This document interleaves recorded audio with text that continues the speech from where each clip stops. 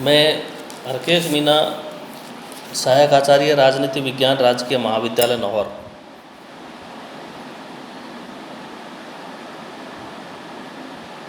आज हम BA part second में पॉलिटिकल साइंस में भारतीय राज व्यवस्था के अंतर्गत मूल कर्तव्यों के बारे में अध्ययन करेंगे।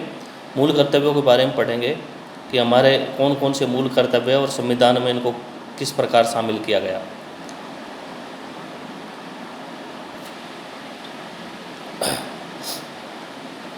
हमारे संविधान में जो मूल कर्तव्यों की व्यवस्था की गई है वो सोवियत रूसी संविधान से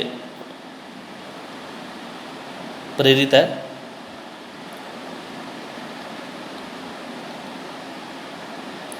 हमारे जो मूल संविधान था उसमें मूल कर्तव्यों की कोई व्यवस्था नहीं थी। बाद में सरदार स्वर्ण सिंह समिति की सिफारिश के आधार पर इन मूल कर्तव्यों को संविधान में शामिल किया गया। समिति की जो सिफारिश थी उनको केंद्र सरकार ने स्वीकार करते हुए 42वें संविधान संशोधन के द्वारा 1976 में संविधान में मूल कर्तव्यों को जोड़ा गया। संविधान में इन मूल कर्तव्यों को संविधान के भाग 4 के बाद 4A जोड़ा गया, जिसमें मूल कर्तव्यों की व्यवस्था की गई। हमारे संविधान में जो मूल कर्तव्यों की व्यवस्था की गई उनमें कौन कौन से मूल कर्तव्य शामिल हैं, इनके बारे में हम देखते हैं। तो हमारा जो संविधान है उसमें सबसे पहले हमारा ये मूल कर्तव्य है कि संविधान का पालन करें और उसके आदर्शों, संस्थाओं, राष्ट्रध्वज और राष्ट्रगान का आदर करें।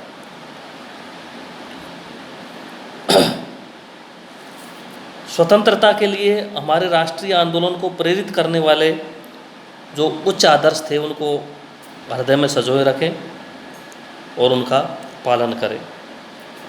भारत की संप्रभुता, एकता और अखंडता की रक्षा करें। तो प्रत्येक नागरिक का हमारा ये कर्तव्य है कि वह भारत की संप्रभुता, एकता और अखंडता की रक्षा करे, उसे अक्षुण्ण बनाए रखे। प्रत्येक नागरिक का ये कर्तव्य है कि वो देश की रक्षा करे, आह्वान किए जाने पर राष्ट्र की सेवा करे। भारत के सभी लोगों में समरसता और समान भ्रातृत्व की भावना का निर्माण करें। जो धर्म, भाषा, क्षेत्र, वर्ग आधारित सभी भेदभावों से परे हो, यानी कि एक ऐसी भावना का निर्माण करे जो धर्म, जाति, क्षेत्र आदि के भेदभाव से परे हो।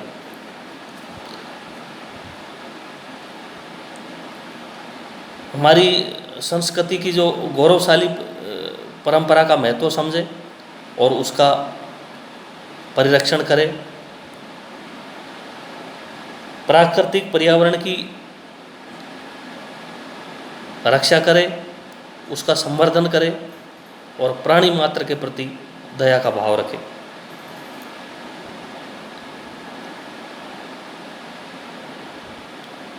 वैज्ञानिक दृष्टिकोण, मानववाद और ज्ञानार्जन का विकास करें। सार्वजनिक संपत्ति को सुरक्षित रखें और हिंसा से दूर रहें। व्यक्तिगत और सामूहिक गतिविधियों के सभी क्षेत्रों में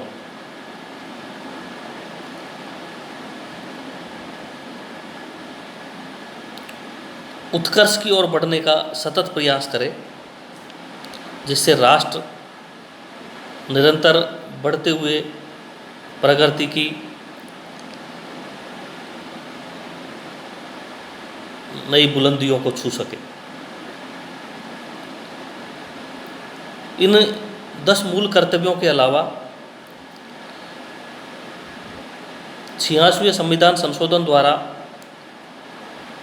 2002 में एक और मूल कर्तव्य शामिल किया गया, और वो मूल कर्तव्य ये है कि 6 से 14 वर्ष तक की उम्र के अपने बच्चों को शिक्षा के अवसर उपलब्ध कराना हमारा मूल कर्तव्य है। इस प्रकार हमारे संविधान में इन मूल कर्तव्यों की व्यवस्था की गई।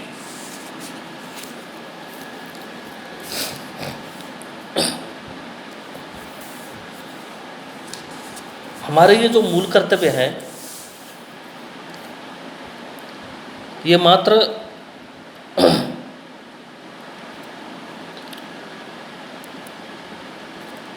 नागरिकों के लिए है, भारतीय नागरिकों के लिए, न कि विदेशियों के लिए। दूसरा हम ये कह सकते हैं कि ये जो मूल कर्तव्य है वो गैर न्यायोचित है, अर्थात हम इनकी रक्षा के लिए या इनके क्रियान्वयन के लिए हम जो है न्यायालय की शरण नहीं ले सकते। हालांकि ये प्रावधान भी है कि संसद उपयुक्त विधान के द्वारा इनके क्रियान्वयन की उचित व्यवस्था कर सकती है।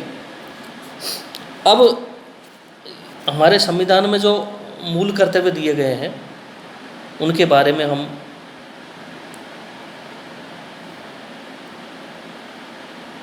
उनकी जो है आलोचना हम करेंगे कि क्या क्या कमियां इनमें थी और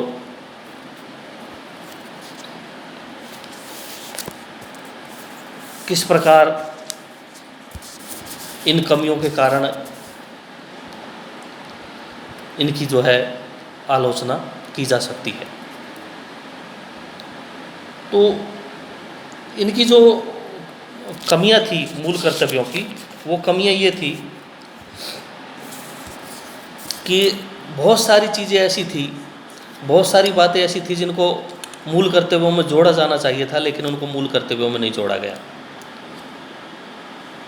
जैसे मतदान, परिवार नियोजन आदि। दूसरी इसकी जो आलोचना की जा सकती है मूल कर्तव्यों की, वो ये है कि कर्तव्यों के उल्लंघन पर दंड की व्यवस्था नहीं है।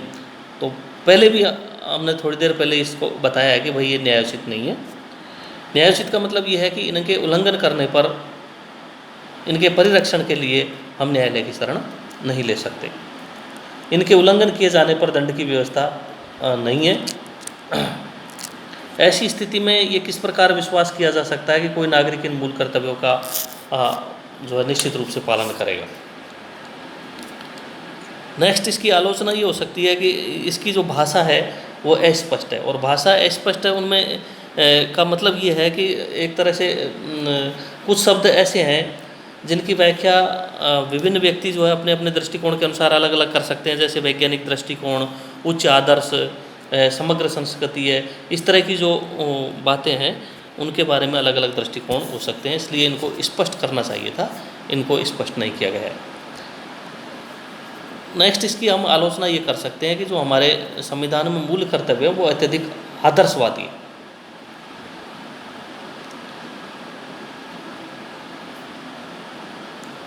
इसके अलावा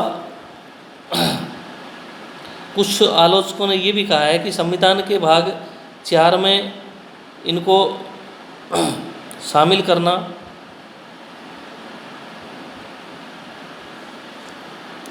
इनके महत्व को कम करता है। उनका ये मानना था कि इनको भाग 3 के बाद में जोड़ा जाना चाहिए था, ताकि ये मूल अधिकारों के लगभग बराबर रहते।